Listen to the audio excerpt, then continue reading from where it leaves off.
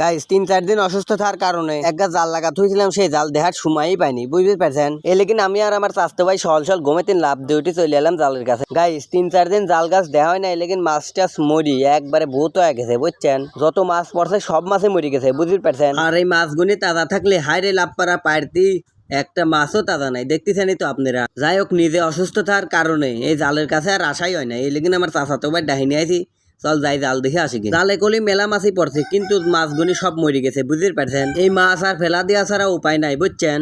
Half পাতিল কলি মাছ হওয়া যাবে না, এই মাছগুনি ঢাললি পরে, কিন্তু এই মাছগুনি মোটটি মরা, বুঝছেন। এই মাছ আর খাওয়া যাবি না, বেচাও যাবি না, বুঝতে পারছেন। এই মাছগুনি মরার কারণ হলে কিন্তু 4-5 দিন একটানা জালের কাছে যাওয়া হয় না, এই লেগিন মাছগুনি মরি গেছে, বুঝতে পারছেন। আর আজকে যেগুনি মাছ পড়ছে সেইগুনি একটা তাজা আছে আর মোটটি মরি গেছে, দেখছেন। মরি ফুলি ব্যবসা হয়ে গেছে, এই মাছ খাওয়াই যায় না। যাই হোক, একটা কষ্টজনক বিষয়। এখন আমরা বাইরে চলে আসবো তাড়াতাড়ি হরি। আর যেবিধি জাল লাগাইছিলাম এবিধি মরারই কথা, কারণ চারতরে খালি পাটের জায়গার গন্ধে মাছ খালি মরিয়ে যায়, জালে পড়লেই খালি মরে যায়, বুঝতে পারছেন আপনারা।